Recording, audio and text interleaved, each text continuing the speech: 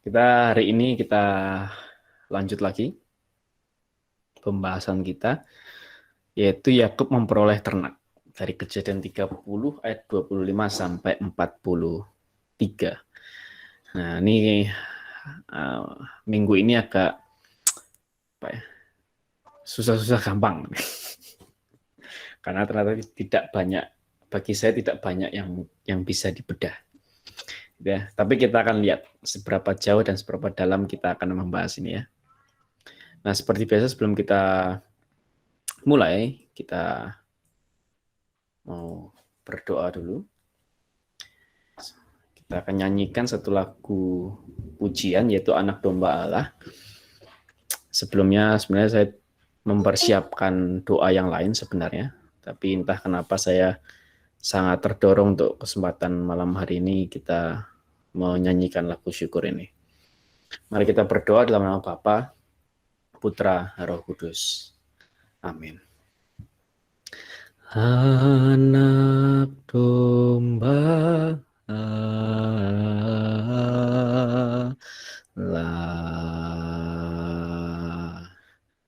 Kau yang menghapus dosa dunia,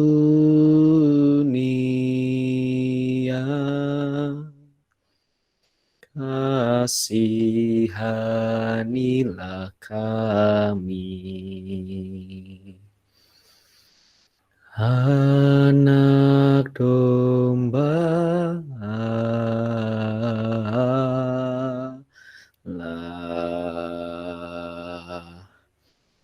Kau yang menghapus dosa dunia,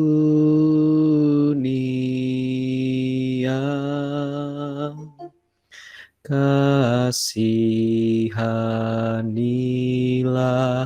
kami. Anak domba Allah,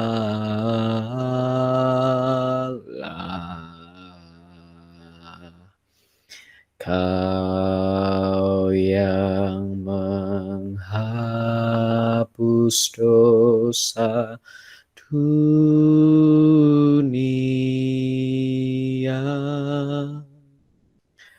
berilah kami damai. Kemuliaan kepada Bapa dan Putra dan Roh Kudus, seperti pada permulaan, sekarang, selalu, dan sepanjang segala abad. Amin. Santo Agustinus dari Hippo, Santo Hieronymus, Santo Janus Chrysostomus, doakanlah kami. Amin. Dalam nama Bapa dan Putra dan Roh Kudus. Amin. Selanjutnya kita akan baca Katekismus Gereja Katolik. Ya, sekarang kita baca artikel nomor 35 dan 36.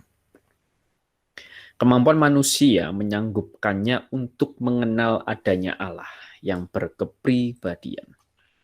Tetapi supaya manusia dapat masuk ke dalam hubungan yang akrab dengan Allah, maka Allah hendak menyatakan diri kepada manusia dan hendak memberikan rahmat kepadanya supaya dengan kepercayaan dapat menerima wahyu ini.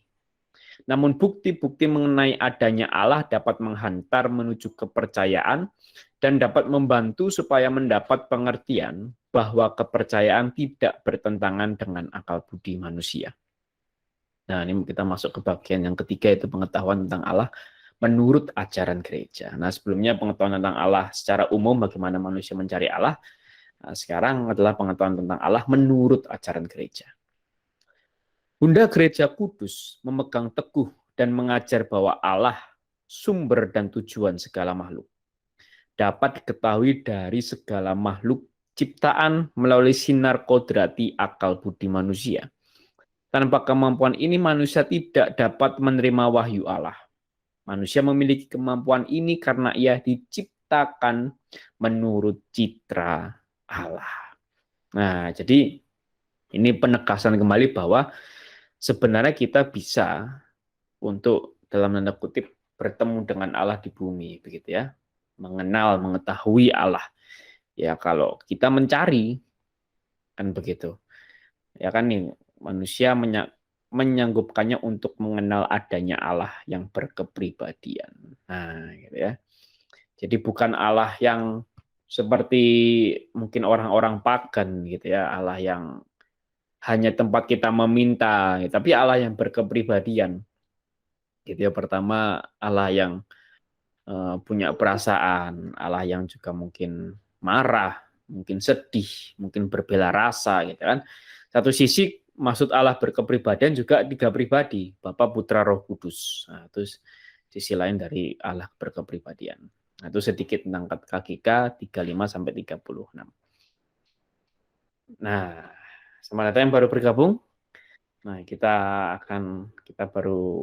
mau baca firman malam hari ini dari Kejadian 30 ayat 25 sampai 43. Nah, aku mungkin boleh minta tolong Devi untuk bacakan. Monggo Oke. silakan. Yakub memperoleh ternak. Setelah Rahel melahirkan Yusuf, berkatalah Yakub kepada Laban, "Izinkanlah aku pergi, supaya aku pulang ke tempat kelahiranku dan ke negeriku. Berikanlah istri-istriku dan anak-anakku, yang menjadi upahku selama aku bekerja kepadamu, supaya aku pulang, sebab engkau tahu betapa keras aku bekerja padamu." Tetapi Laban berkata kepadanya, "Sekiranya aku mendapat kasih-Mu, telah nyata kepadaku bahwa Tuhan memberkati aku karena engkau." Lagi katanya, "Tentukanlah upahmu yang harus kubayar, maka aku akan memberikannya." Sahut Yakub kepadanya, "Engkau sendiri tahu bagaimana aku bekerja padamu, dan bagaimana keadaan ternakmu dalam penjagaanku. Sebab harta milikmu tidak begitu banyak sebelum aku datang, tetapi sekarang telah berkembang dengan sangat. Dan Tuhan telah memberkati engkau sejak aku berada di sini. Jadi, bilakah dapat aku bekerja untuk rumah tanggaku sendiri?" Kata Laban, "Apakah yang harus kuberikan kepadamu?" Jawab Yakub, "Tidak usah kau berikan apa-apa kepadaku. Aku mau lagi menggembalakan kambing dombamu dan menjaganya, asal engkau mengizinkan hal ini kepadaku. Hari ini aku akan lewat dari tengah-tengah segala kambing dombamu dan akan mengasingkan dari situ setiap binatang yang berbintik-bintik dan berbelang-belang. Segala domba yang hitam dan segala kambing yang berbelang-belang dan berbintik-bintik, itulah upahku. Dan kejujuranku akan terbukti di kemudian hari. Apabila engkau datang memeriksa upahku, segala yang tidak berbintik-bintik atau berbelang-belang di antara kambing-kambing, dan yang tidak hitam di antara domba-domba, anggaplah itu tercuri olehku." Kemudian kata Laban, "Baik, jadilah seperti perkataanmu itu." Lalu diasingkannyalah pada hari itu kambing-kambing jantan yang bercoreng-coreng dan berbelang-belang, dan segala kambing yang berbintik-bintik dan berbelang-belang, segala yang ada warna putih pada badannya, serta segala yang hitam di antara domba-domba, dan diserahkannyalah semua itu kepada anak-anaknya untuk dijaga. Kemudian Laban menentukan jarak 3 hari perjalanan jauhnya antara dia dan Yakub. Maka tetaplah Yakub menggembalakan kambing domba yang tinggal itu. Lalu Yakub mengambil dahan hijau dari pohon hawar, pohon badam, dan pohon berangan. Dikupasnyalah dahan-dahan itu sehingga berbelang-belang, sampai yang putihnya kelihatan. Ia meletakkan dahan-dahan yang dikupasnya itu dalam palungan, dalam tempat minum, kemana kambing domba itu datang minum, sehingga tepat di depan kambing domba itu. Adapun kambing domba itu suka berkelamin pada waktu datang minum.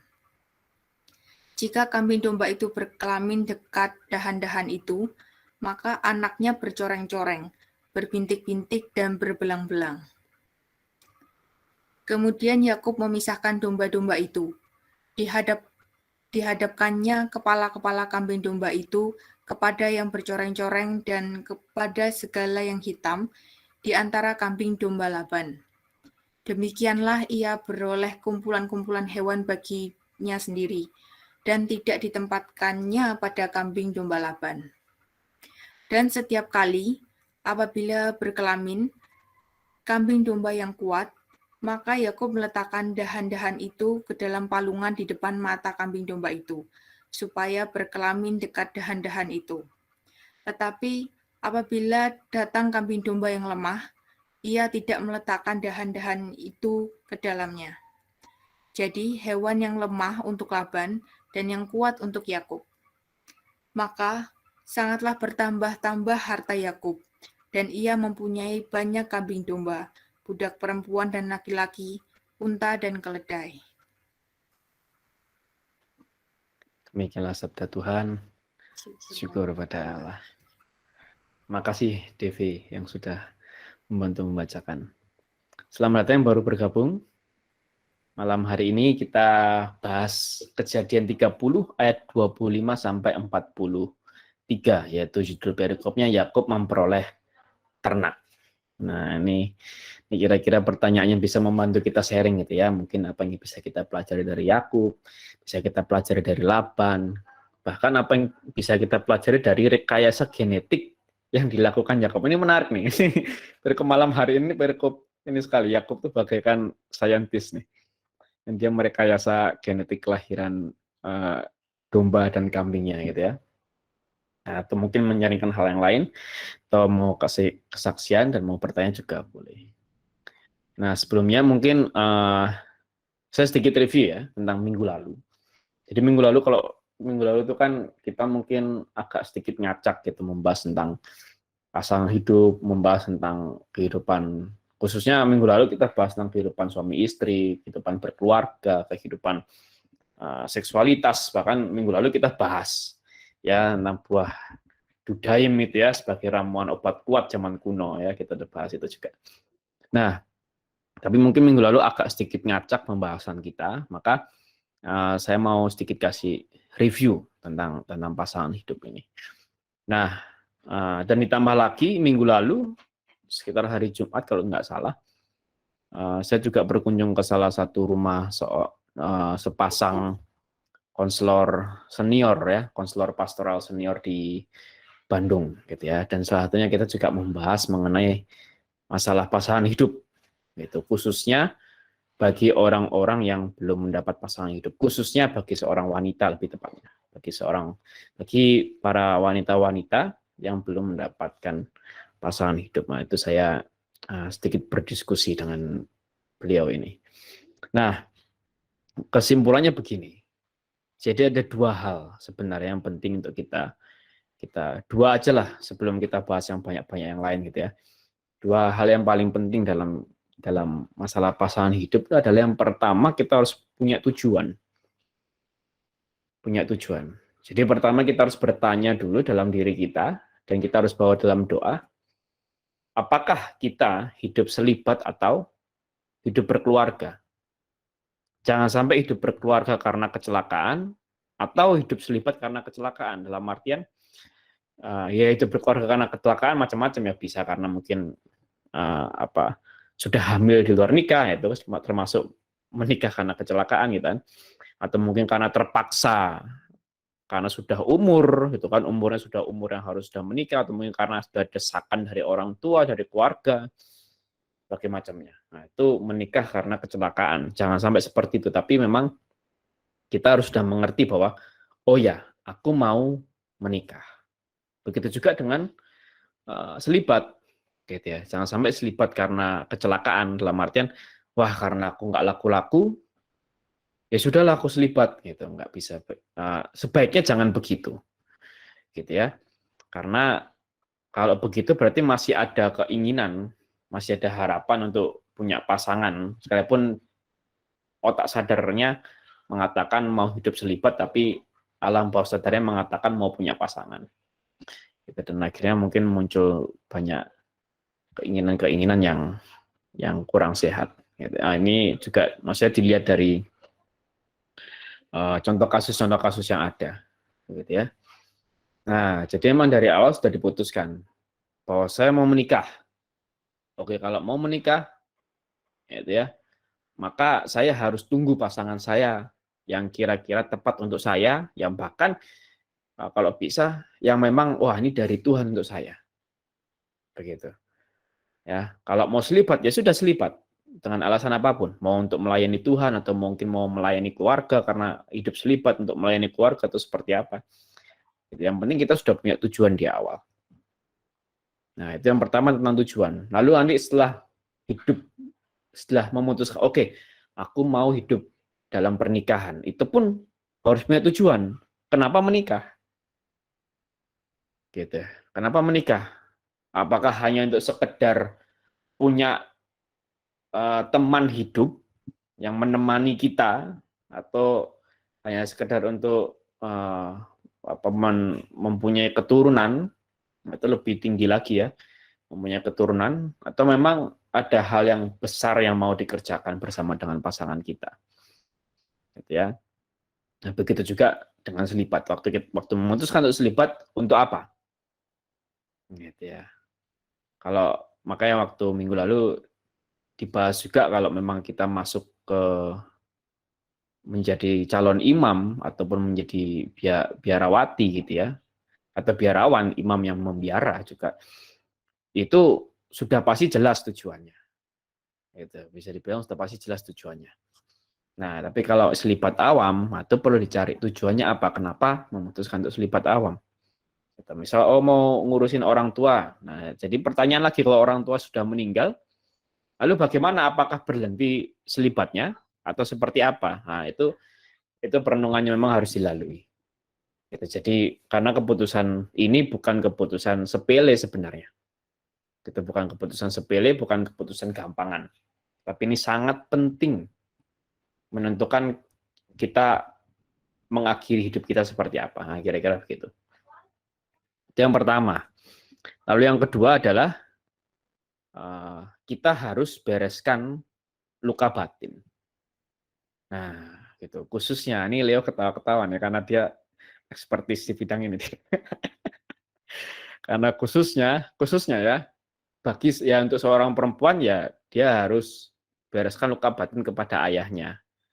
Bagi seorang laki-laki dia harus lebih banyak membereskan luka batin kepada ibunya. Ini pada umumnya, tapi nggak selalu gitu. Tapi pada umumnya begitu. Karena itu akan mempengaruhi dalam memilih pasangan, mempengaruhi dalam melihat, dalam menilai lawan jenis, itu mempengaruhi kita. Gitu.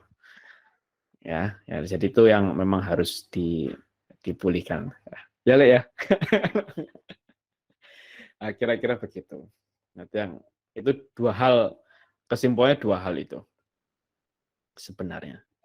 Itu untuk masalah pasangan hidup. Dan nanti pada akhirnya kalau sudah masuk ke dalam dunia pernikahan, gitu ya, yang memang dasarnya cinta, gitu ya. Kalau kita pelajari dalam pernikahan, sakramen pernikahan, memang dasarnya adalah saling mencintai. Itu syarat mutlak dalam sakramen pernikahan adalah saling mencintai. Nah, tapi definisi cinta ini kan abstrak sebenarnya dan kompleks menurut saya. Karena di dalam cinta itu ada penerimaan, ada memberi, ada berkorban, ada memperhatikan, ada mengasihi, banyak sekali kompleks. Gitu ya. Nah, tapi langkah awal yang paling bisa kita lakukan adalah menerima. Ya, ketika mungkin kita sudah punya calon, gitu ya, calon istri atau calon suami, gitu ya. Nah, pertanyaan yang harus kita buat adalah apakah aku akan menerima dia, gitu, dalam kondisi terburuknya dia. Nah, apakah aku akan menerima dia dan seluruh keluarganya dia? Apakah aku akan menerima dia dan seluruh permasalahan hidupnya dan seluruh tanggung jawab yang dia tanggung? Nah, kira-kira begitu.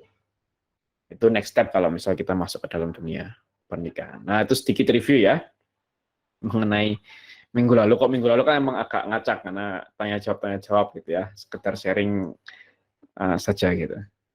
Nah, jadi saya ingin sedikit memberi track gitu. Semoga bisa lebih jelas. Nah, semoga demikian. Nah, monggo silakan. Nah, sekarang kita lanjut lagi ke sharing. Anaknya sedang berpikir. Monggo silakan, kita lanjut lagi ke sharing ya. Yang baru bergabung kita kejadian 30-25-43. Silakan, ada yang mau sharing, monggo.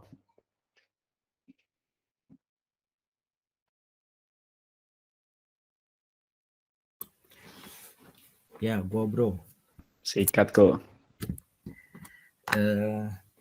Di sini kita bisa belajar kekuatan pikiran ya, kekuatan sugesti. Ya mungkin ini mah ranahnya Fanny ya. Kemarin gua nanya tentang ini kan sugesti ke Fanny. Itu harus ada sesinya sendiri katanya nih, memang panjang ya kayaknya ya. Nah, di sini Tuhan udah kasih rahasia lah. Jadi kita jangan kalah sama orang-orang dunia gitu. Kayak waktu itu saya udah jelasin ya tentang apa ya, motivator gitu. Di cermin misalnya ya, ini saya berharga segala macamnya. Nah, ini juga kita jangan kalah sama orang-orang dunia, karena Tuhan udah kasih bocorannya gitu, karena kekuatan pikiran, kekuatan sugesti ya. Meskipun ternyata kambing pun bisa ya, ini seperti yang apa tertulis di sini, rekayasa genetik gitu ya. Kambing pun bisa ternyata gitu. Ya kalau kita fokus, kita melihat, kita membayangkan dengan pikiran kita bisa apa ya, mencapai apa yang kita bayangkan kalau kita fokus ya. Terus juga saya banyak mendengar kalau ibu-ibu hamil membayangkan anak-anaknya, atau enggak yang lebih lucu lagi, ibu-ibu loh kok anaknya bagus ya, orang tuanya ya biasa-biasa aja lah gitulah, biasa-biasa aja tuh, kok anaknya wah ini ganteng luar biasa. Oh ternyata setelah di ini mamahnya ngefans sama aktor yang ganteng misalnya, atau ngefans sama artis yang cantik, wah jadi anaknya bagus keluarnya ya. Itu tuh sebenarnya bukan ya, itu sih percaya nggak percaya ya, percaya nggak percaya memang ya, kekuatan pikiran, imajinasi divisualisasikan gitu. Apa yang ingin kita capai dan kita fokus, itu bisa terjadi ya. Ini malahan ekstrim banget ya, kambing domba itu kan. Itu juga saya pernah baca buku 24 Wajah Billy. Jadi kepribadian di satu orang itu, di si Billy itu ada 24 kepribadian. Itu lebih heboh daripada apa ya, Sibyl ya namanya teh, kalau nggak salah teh Sibyl kalau nggak salah ya. Jadi si Sibyl itu tuh 16 kepribadian, itu aja udah heboh 16 kepribadian. Ini Billy lebih gila lagi 24 gitu. Tiap kepribadian itu beda-beda.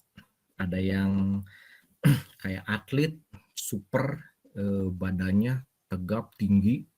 Ada yang kayak anak kecil. Nah, setiap kali dia berubah kepribadian, badannya berubah, suaranya berubah, kekuatannya berubah.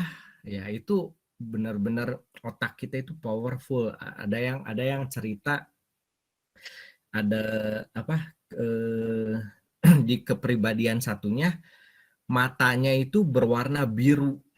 Jadi ketika dia ketika dia sedang normal matanya hitam, tapi ketika dia berubah kepribadian itu matanya tuh jadi biru gitu. Ya itu benar-benar dahsyat ya kekuatan pikiran. Makanya kenapa otak kita itu dibatasi cuman berapa persen ya, saya teh lupa ya berapa, 5% atau berapa gitu ya. Terus kalau Einstein itu lumayan berapa ya, lebih tinggi lagi kayaknya ya, tapi kayaknya nggak sampai berapa persen lah gitu ya. Bayangkan ya kalau otak kita bisa dipakai 100%, gimana ngerinya ya. Otak kita yang dipakai cuma berapa persen aja bisa sedahsyat itu gitu ya. Mungkin perbandingan, kalau ada yang pernah nonton film Lucy ya itu film ngayal sih, cuman ya itu ya apa, seandainya kalau manusia itu bisa mencapai otak tuh 100% gitu. itu dahsyat gitu. Jadi ya memang seperti yang tadi dituliskan, ada tanda kutip rekayasa genetik ya, itu bisa-bisa aja gitu. Itu masuk akal secara psikologis, ya terutama secara psikologis lah. Secara psikologis itu memang nyata, karena waktu pertama kali kasus Sibyl atau Billy ditemukan nih juga orang banyak yang nggak percaya. Wah, nggak mungkin lah, gila, apa-apaan gitu. Masa tiba-tiba suara berubah drastis, kekuatan tiba-tiba berubah drastis, mata bisa jadi biru. Oh ya, ada lagi yang pernah ngomong luka. Di satu kepribadian itu ada luka, tapi ketika normal lukanya hilang gitu. Wah, nggak mungkin gitu. Tapi ya gimana ya, ya percaya nggak percaya sih, kekuatan pikiran sugesti gitu ya, memang bisa diterapkan gitu ya. Mungkin ya itu aja kali ya, atau mungkin tambahannya ini, ketika datang minum gitu kan, minum ya air ya, sumber kehidupan juga. Saya pernah jelasin tubuh kita itu berapa, 70% air ya. Apa yang kita terima dari stimulus dari luar itu akan diserap oleh tubuh kita gitu. Jadi ya memang percaya nggak percaya, ketika stimulus dari luar itu positif ya, tubuh kita akan bereaksi positif. Kalau ketika ya itu yang pernah saya jelaskan, saya pernah ngomel ke anak-anak didik, ketika anak-anak didik saya ngomongnya anjing goblok ya, sifat kalian ya bakal kayak gitu, karena itu terserap oleh tubuh, terserap oleh pikiran, oleh alam bawah sadar kita gitu ya. Mungkin gitu aja sih bro, thank you ya. Wah, siap-siap, luar biasa. Wah, mantap nih, luar biasa. Jadi memang kalau minggu lalu mungkin waktu kita bahas buah dudaim itu, saya tampilkan temuan arkeologinya ya, itu dari inskripsi atau dari prasasti bangsa orang Het gitu ya, yang kira-kira sejaman dengan zaman Yakub. Nah, tapi pada kesempatan kali ini saya belum menemukan temuan arkeologinya, jadi mengenai pohon hawar, pohon badam, pohon berangan, ini yang memang belum benar-benar saklek, belum benar tahu bahwa ini tuh apa gitu di saat itu gitu. Jadi kita masih bisa beropini gitu ya. Dan tadi opini dari komputer, waktu luar biasa sekali gitu. Saya juga baru tahu ada cerita sampai 24 kepribadian, bahkan masing-masing kepribadian bisa memberikan efek fisik, bahkan bukan cuma secara psikisnya si Billy saja, tapi sampai mempengaruhi fisiknya. Itu pengetahuan baru buat saya. Wah, luar biasa, mantap Komputer. Ini mengingatkan lagi kepada kita tentang kekuatan pikirannya. Ya mungkin ini efek dari kesecitraan kita dengan Allah gitu mungkin ya. Jadi kita juga punya ada mungkin super power yang tersembunyi dalam diri kita gitu ya. Mungkin bisa jadi. Nah, ini juga opini. Luar biasa. Monggo silakan selanjutnya. Yang baru datang kita bahas kejadian 30 ayat 25 sampai 43 ya. Nah, kira-kira mungkin ini kita masih sesi sharing. Monggo silakan ada yang mau sharing, mau kesaksian atau mau pertanyaan juga boleh. Monggo silakan. Silakan Le, langsung sikat aja. Ya, selamat malam Kak Bertus dan teman-teman juga. Tadi diawali oleh Ko Peter gitu ya, jadi saya punya ide untuk sharing. Sebelumnya saya nggak ada ide.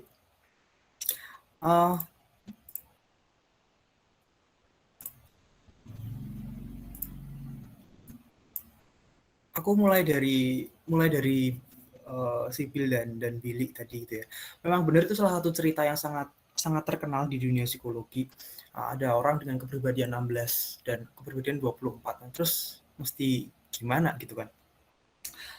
Tapi dalam hal ini yang mau aku sharingkan itu bagaimana seorang psikiaternya yang mendampingi dia itu tahan gitu loh ngadepin ada orang 16 kepribadian gitu. Seringkali kita aja ketemu satu orang nakal aja udah kesel gitu kan. Itu 16 tapi dalam satu orang gimana gitu. Nah, yang aku sangat heran adalah ketika psikiaternya itu punya apa ya? Punya ide entah dorongan dari Roh Kudus, entah dari mana, untuk menyamakan frame-nya gitu.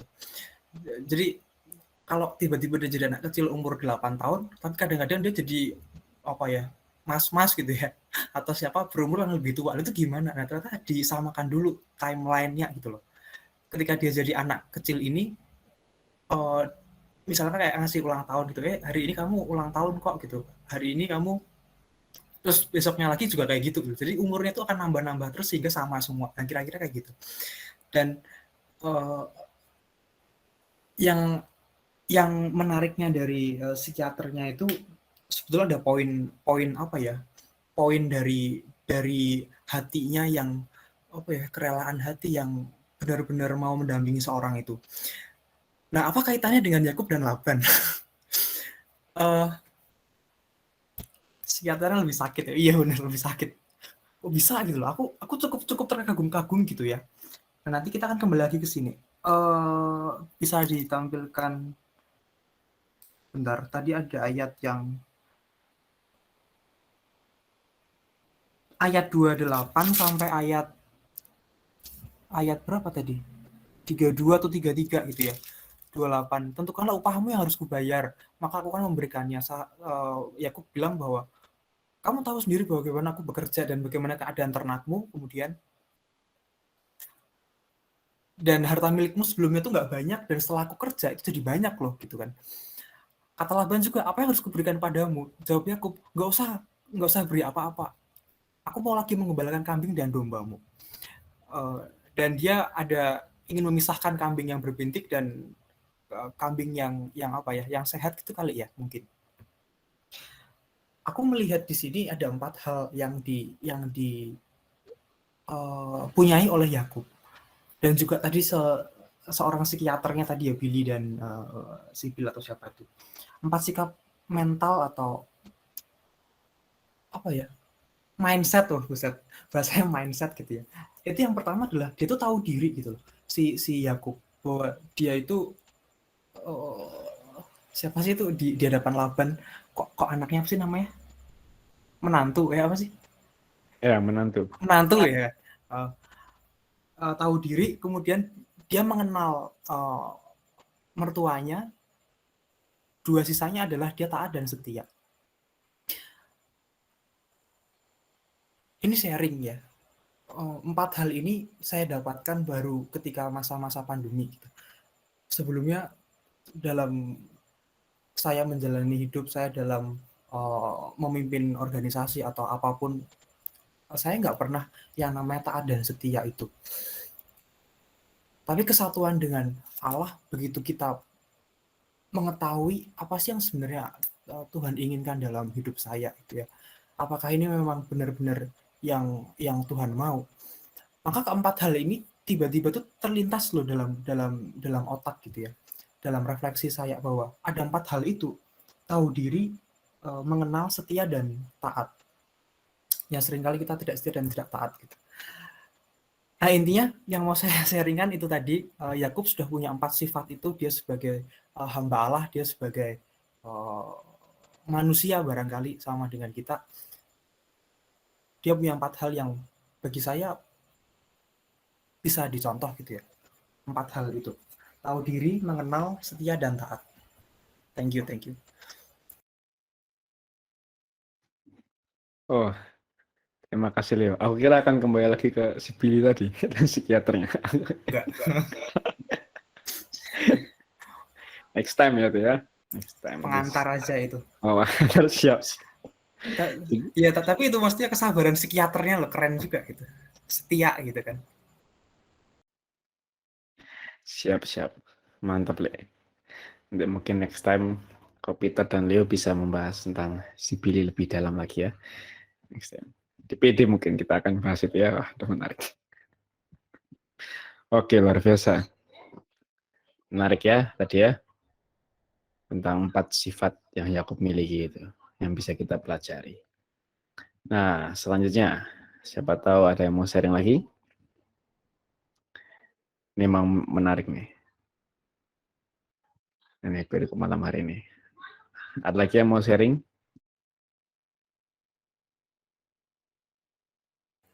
Kalau ya saya Mas, Monggo silakan Mas. ya, sedikit mungkin sudah dibahas juga sama teman-teman.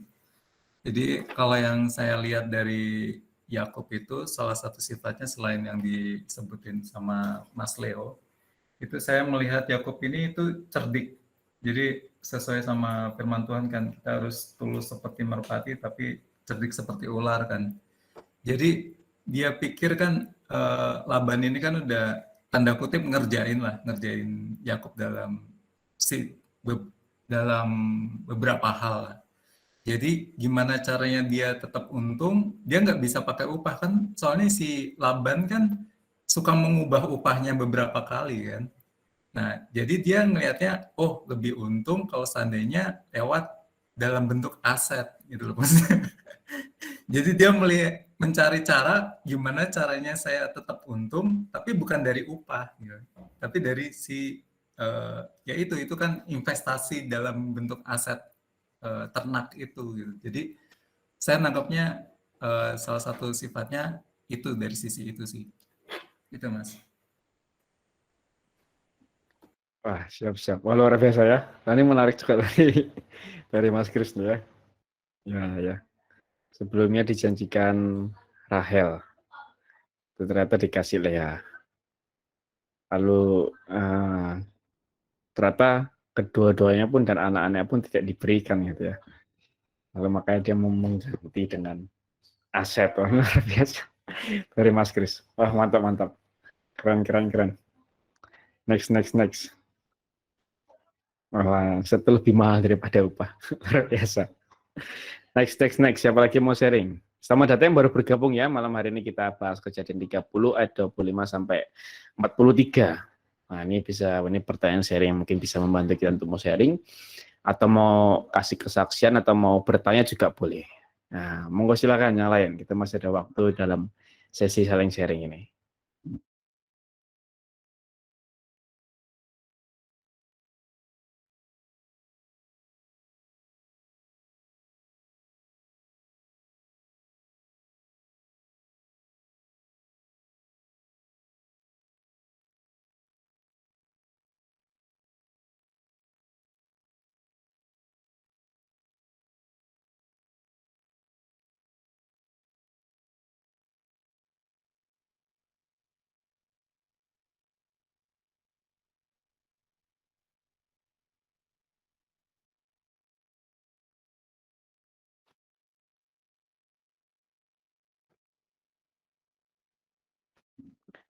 Ada lagi mungkin?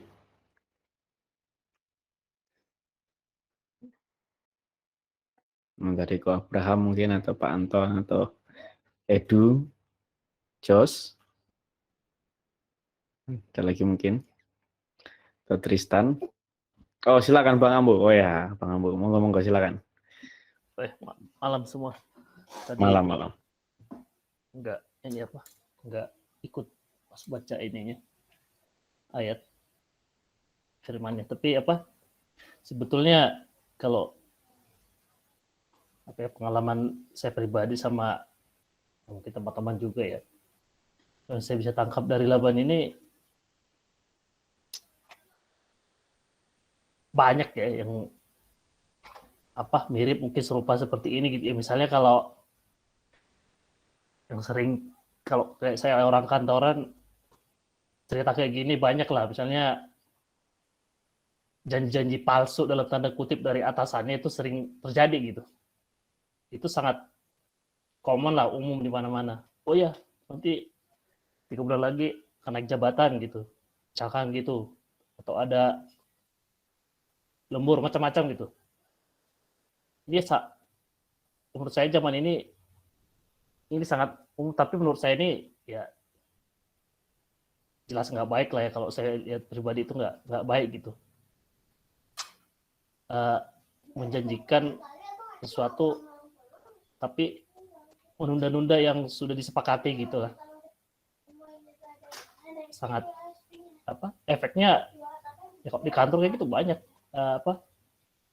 ada orang-orang keluar kantor resign tanpa permisi, efeknya negatif gitu. Kalau di kehidupan saya lah orang kantoran gitu. Itu aja sih yang bisa lihat dari Laban. Ya, makasih. Wah, mantap. Oh, Edu, silakan Edu. Ayo, monggo. Terima kasih Pak. Wah. Menarik sekali sih antara Yakub dengan Laban ini. Dari yang saya lihat-lihat ya, kenapa saya bilang menarik, karena mereka sama-sama pintar gitu. Kenapa saya katakan demikian? Ini seperti adu-adu kecerdikan gitu.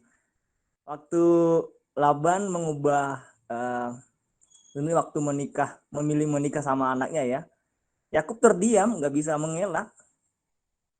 Dan kenapa dia terdiam, nggak bisa maksudnya komplain gitu, karena Laban itu lebih cerdik dari dia pada saat itu. Jadi ketika melihat adu kecerdikan ini, saya teringat dengan cerita-cerita Abu Nawas gitu. Abu Nawas kan bisa mengelak dalam setiap ada tantangan yang dikasih. Dan di sini ketika Yakub sudah mempelajari hal itu, dan akhirnya dia punya satu cara juga, di mana Laban nggak akan berkutip dengan pembagian upah yang pada akhirnya. Saya kaitkan ini dengan kehidupan sehari-hari ya. Kalau saya sendiri ya, terkadang jika dihadapkan pada hal-hal seperti itu menjadi tantangan sih. Menjadi tantangan. Kenapa saya menjadikan sebagai tantangan? Ketika ada orang lain yang mengadu kecerdikan seperti itu, dan saya merasa, oh, saya sudah kalah ini ternyata. Dan saya mau refleksi, oh iya ternyata benar juga yang dia katakan, dia nggak salah. Hanya saya harus coba menganalisis lagi lebih dalam. Sehingga di sini tadi Yakub dia coba juga bagaimana nanti supaya Laban itu nggak bisa lagi mengatakan bahwa kamu sudah mengelabui saya dengan upahmu. Karena dia nanti bisa membuktikan kan bagian dia yang mana. Kemudian kalau misalnya dalam pekerjaan, contohnya ya, dalam pekerjaan, saya senang sekali dengan pimpinan saya yang sekarang ya. Artinya jika seandainya kita memiliki kualitas, pasti orang lain akan sedikit segan dengan kita. Jadi kita tingkatkan dulu kualitas kita. Seperti Yakub di sini kan, dia mau Laban tidak berkutip lagi ketika pembagian upah. Jadi di sini dia mau menunjukkan bahwa dia bisa lebih cerdik dari Laban. Tidak bisa dikelabui lagi. Terima kasih. Luar biasa dari itu, mantap.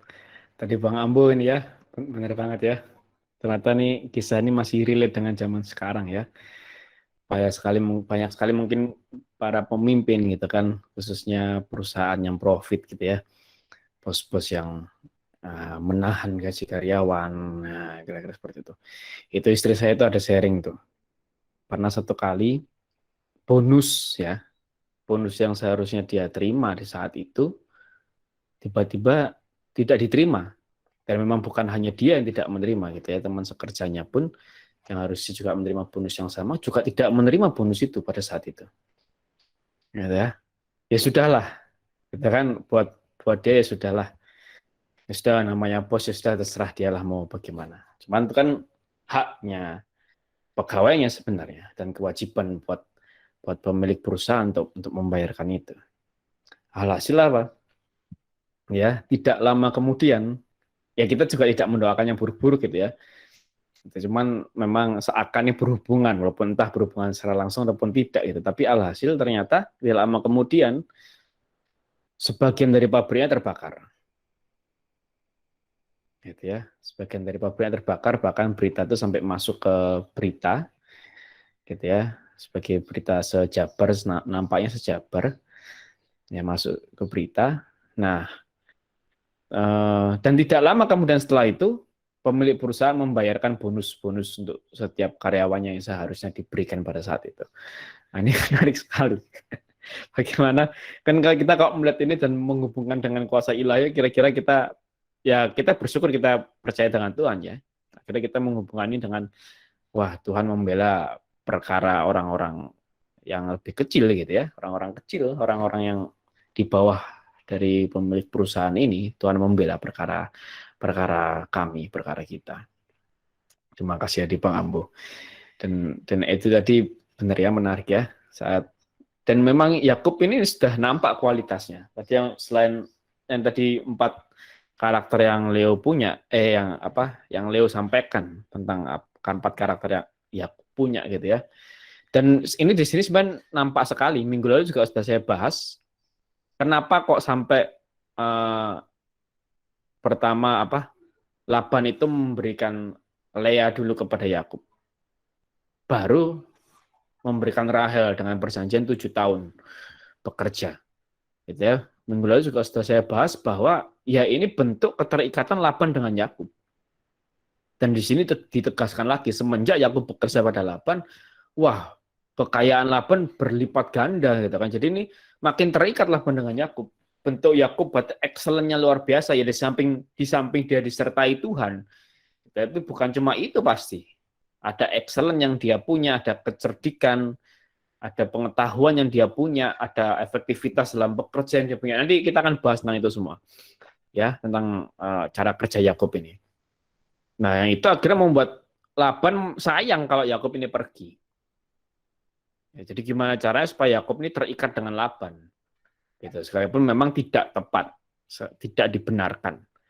Bahkan penafsir Alkitab mengatakan Laban ini kejam. Nah, sebegitu kerasnya ya, Laban ini kejam dikatakan begitu.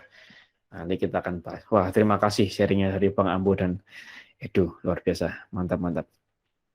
Kalau malam hari ini banyak ya, yang sharingnya luar biasa, mantap. Ada lagi mungkin yang mau men-sharingkan dari Kejadian 30 ayat 25 sampai 43 ini? Mungkin satu orang lagi mungkin. Boleh, monggo silakan.